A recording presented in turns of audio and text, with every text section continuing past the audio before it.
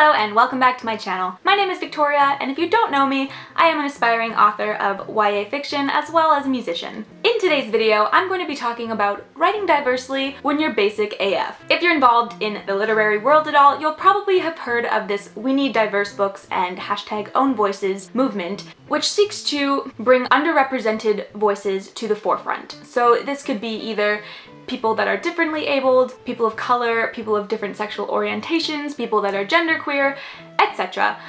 It's an attempt to bring authors with these identities who are writing books about these identities to the forefront of publishing where they haven't really been visible before.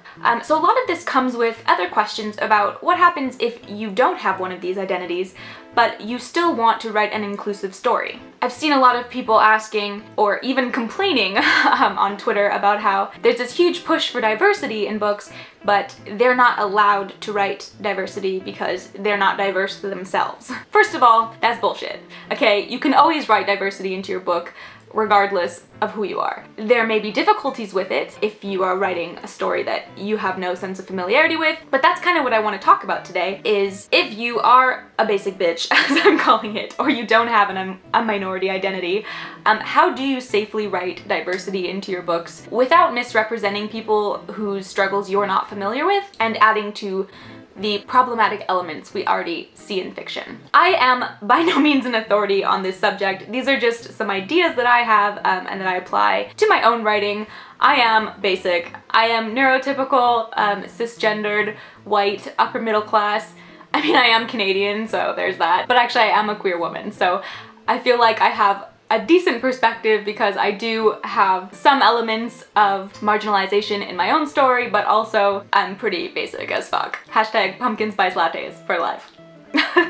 Of course, if you disagree with anything I'm saying in this video, I am very open to dialogue, so please do comment below and let me know. So, sort of my main rule for how to safely write diversely when you don't have the marginalized identity or identities that you're writing about is basically this. The more fantastical your universe, the more I feel like you can write whatever marginalized identity you want safely, if that makes sense.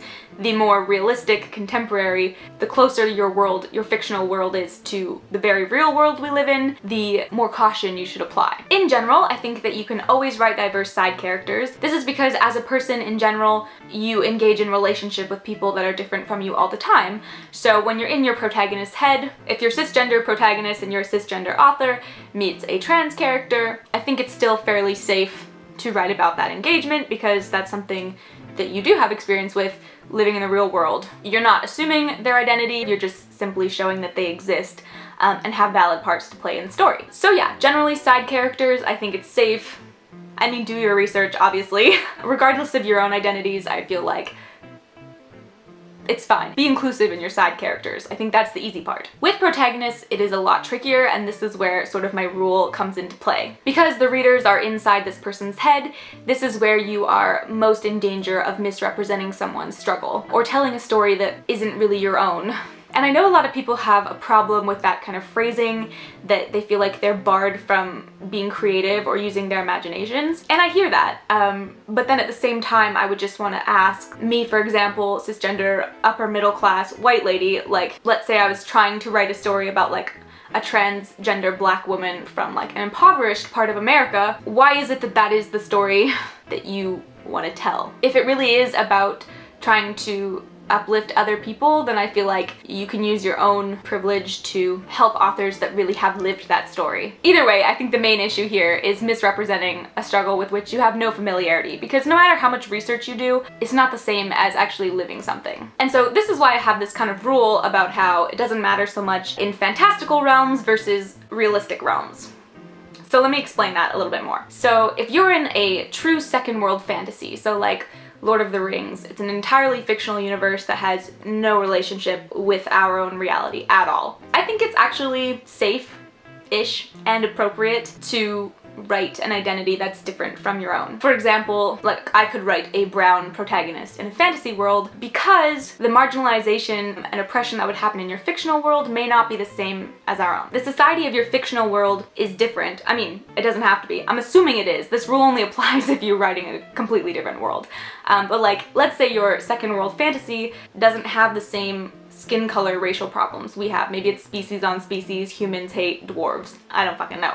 But the point being, I think it would be okay in this context for a white person to write a brown protagonist, because being of a darker skin color than other people hasn't shaped their struggles in the same way it would in real life, in this world, in a contemporary. This systematic oppression in your fictional world probably exists because humans are shitty and corrupt, and inevitably there is going to be some sort of oppressive force created, but it may not be the same as ours, and so that identity that's marginalized in our world isn't in that world, and therefore that identity is not tied into their struggle in the same way. So like, to clarify, if people of color are in no way oppressed in your fictional fantasy world, then me, a white woman, writing from that perspective in the fictional world wouldn't actually be different, because let's say like the upper class is like vaguely Indian, for example, because it's fictional so they're not actually, then I would still be writing from the like position of privilege with which I am already familiar, if that makes sense. But then as you get closer to this current reality in which we exist, I feel like that starts to shift. So science fiction dystopia, we take a step closer. It could still be okay, particularly science fiction that's set in basically the same idea as second world fantasy. It's like a planet that has no connection or bearing to our own reality. I think you can still get away with that. Dystopia, again, if it's far enough in the future, it could be okay. It depends how closely you're linking that world with our world and how society has changed. I think it's always important to be thinking about how your fictional world will be shaping and marginalizing people. Not that we want to encourage marginalization by any means, but again, I feel like human nature is such that inevitably there are going to be problems. So you have to be thinking about what problems do exist and how that's shaping your characters. But if there are problems that are very different from our own world, I feel like in that context, it is more okay to write from a perspective that's different from your own in this reality. I really hope this is making sense. As we move closer, we get to contemporary fantasy, for example. There are fantastical elements in the story, but it exists in the real world that we know and love. Or maybe don't love. Debatable. Again, this could depend on the extent to which you're in the real world. If it's a story where the characters basically exist in our reality but there are some fantasy elements, then they're going to be shaped by the problems that we have in this world. And so you probably want to be careful about writing a marginalized identity that is different from your own. There may be a bit more wiggle room if your protagonist lives in some like underground fantasy world that is not connected to ours in any way, but then as they enter the contemporary reality, you need to think about how that is going to be challenging for them and impacting them differently. Finally, we get to true contemporary novels where they are written to be a mirror of our own.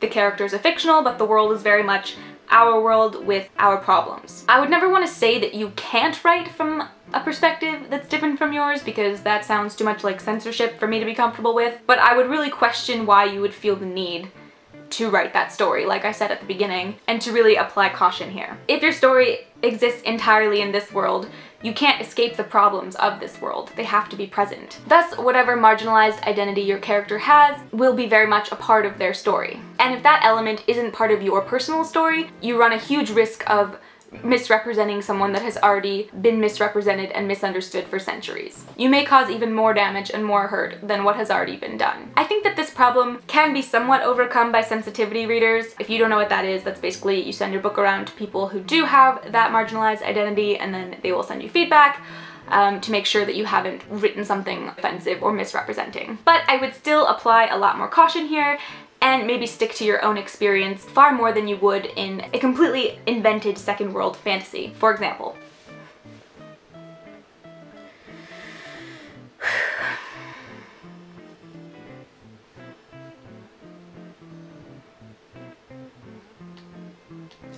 Obviously, writing is about using your imagination, but there is only so far imagination can go, and when your fictional world is this world that we exist in. You can't escape your own subjective perspective and experiences. I hope that made sense. I feel like it was a bit garbled, but I tried.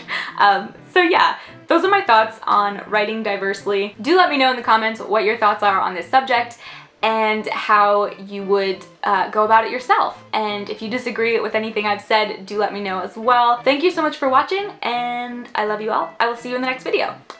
Bye!